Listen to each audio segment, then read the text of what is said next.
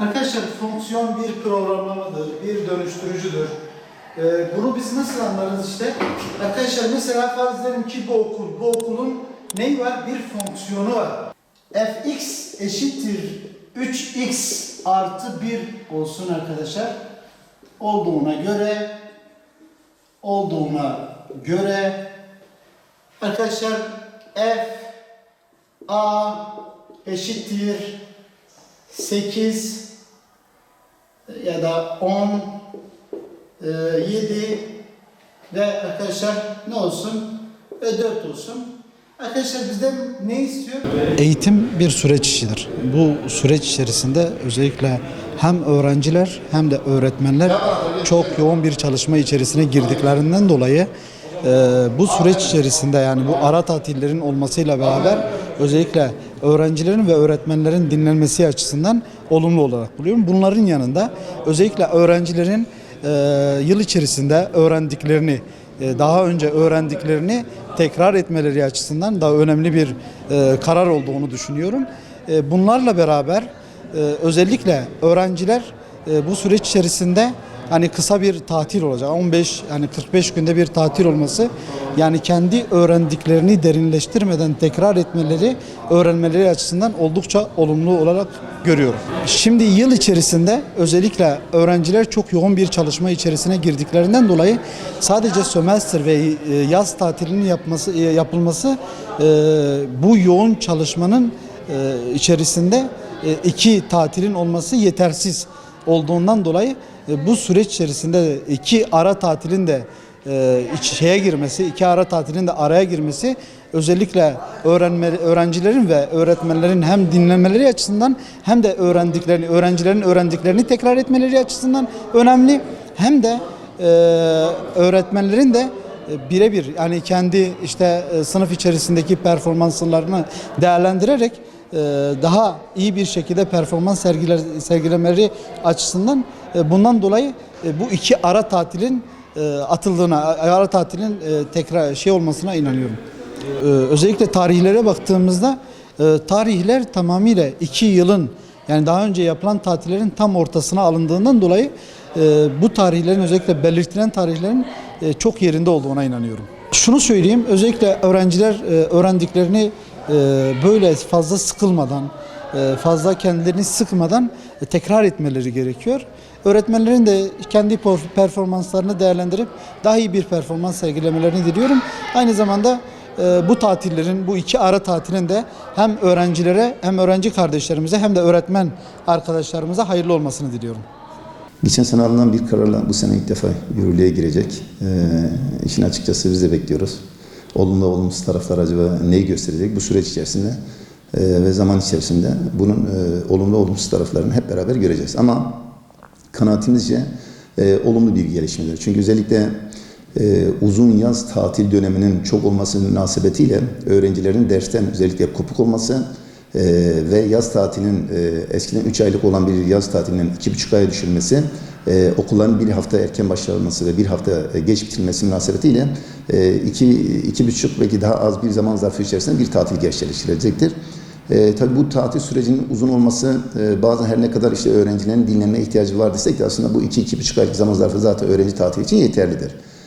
Öğrencinin özellikle uzun süren tatiller sonucundan okulların başlamasıyla beraber ciddi anlamda konsantrasyon, motivasyon ekliği bunu görüyoruz. Öğrenciler de hele ilk 1-2 hafta zaten derslerde ciddi anlamda öğrenciyi toparlamak çok güç oluyor. Şimdi Milli Eğitim'in almış olduğu bu karar ve ilk defa bu sene uygulanacak olan bu ara tatil modülü gerçekten özellikle öğrencilerin birinci yarı yıl dönemindeki tam ortasındaki bir haftalık ki 15 Kasım'da başlıyor zaten. Bu 15 Kasım bir haftalık süreçte öğrencinin 2 aylık zaman zarfı içerisinde görmüş olduğumuz konuların genel bir tekrarı eksiklerin giderilmesi açısından olumlu bir gelişmedir. Hele 12. sınıf öğrencilerin, üniversiteye hazırlanan öğrenci açısından çok daha olumlu bir gelişmedir. Çünkü öğrencilerin okul sürecinde belki genel anlamda tekrar edemeyeceği konuları belki bu süreç zaman içerisinde tekrar edebilme zamanı elde edecektir. Ayrıca bunun bir de ikinci dönemi vardı. İkinci dönem tam ortasında da bir haftalık bir süreç vardı.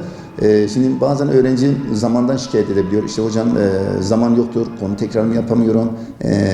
Bu işte okuldur, bazen işte dışarıdan destek alıyor. Eğitim kurumlarında işte ya da eski sistemde dershanelerde şu anda gelişim eğitim kursları olmuş gerçi ama bunlardan almış oldukları destekle öğrencinin belki genel itibariyle o zamanı bulamadığı için bu ara tatil modunu öğrenci aslında gerçekten olumlu bir gelişmedir.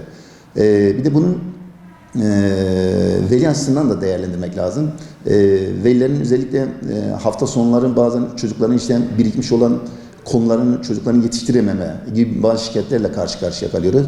İşte hocam ödev çoktur, çocuk üniversite sınavına hazırlanıyor. İşte ilk defa hele 9. sınıfa başlayan bir öğrencinin okula uyum sürecinde bu bir haftalık tatil süreci bence öğrenci aslında olumlu bir gelişmedir. Süreç zaman eğitimde birçok deneme yanılma yoluyla biz aslında bazı şeyleri deniyoruz. Verim alamadığımız zaman farklı formüller üretmeye çalışıyoruz.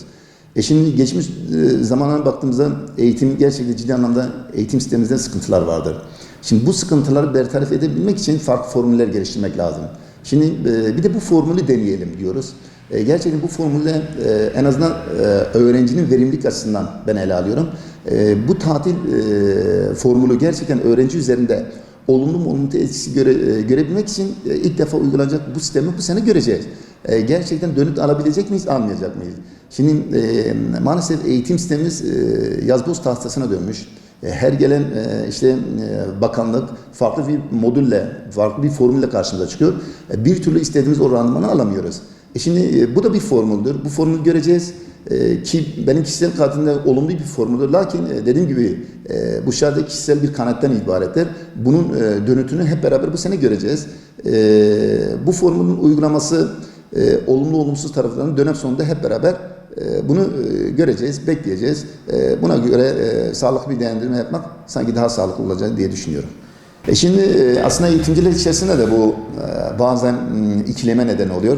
Şimdi öğretmen açısından değerlendirirsek hani bazı meslektaşlarımızın işte ara tatilde zaten öğretmen semineri olacak. Öğretmen için tatil olmayacak. Onu belirtmekte fayda var. Çünkü bir haftalık sadece öğrenci o anda bir tatil. Şimdi daha önce 3 aylık olan bir tatil süreci doğal olarak tatil süresinin kısaltması şimdi tatili seven meslektaşımın açısından hani olumsuz bir değerlendirme olarak belki görülüyor. Ama hani bunu dediğim gibi aslında öğretmen açısından da olumlu bir değerlendirme olarak ele almak lazım. Çünkü yapılacak olan seminerler öğretmen meslektaşlarımızın eksiklerini görmesi, öğrenciye olumlu olumsuz taraflarını aktarabilmek babından söylüyorum. Gerçekten bu süreç içerisinde ne kadar acaba öğrenciye olumlu etki yapmıştır, yapmamıştır. Aslında bunun muhasebesini yapmak açısından bence olumlu bir gelişmedir diye düşünüyorum. Ama tabii ki hani bazı dediğim gibi her alanda olduğu gibi eğitim alanında da mutlaka yani binlerce, milyonlarca öğrenci var, binlerce eğitmen vardır. Hepsini aynı anda memnun etmek gerçekten çok güçtür. Hani bunu dediğim gibi süreç içerisinde hep beraber göreceğiz. Özellikle ailelere düşen görev çocukların zaten birinci yazılılar hemen hemen olmuş. O ara tatilin akabinde zaten dönem sonuna doğru ikinci yazılar olacaktır. Birinci yazılar olmuşsa o yazılarda eksiklerini tamamlamak açısından önemli bir fırsattır. Aile bunu çocuğun iyi takip etmesi lazım. Bazen aile işte çocuğu okula bırakır, işte harçlığını verir. Ondan sonrasını çocuğun gelişimini ciddi anlamda takip etmiyor. Yani bu süreci iyi değerlendirmek lazım. Çocuğun eksiği varsa eksiğini kapatmak lazım. Ve ödevlerde olsun, hele hele üniversite hazırlanan öğrenciler olsun. Burada bir eksiklik varsa onu tamamlamak için öğrenciyle özellikle ikili anlamda iyi bir diyalog kurması lazım. Dediğim şekilde bunu bir fırsat bilmelidir.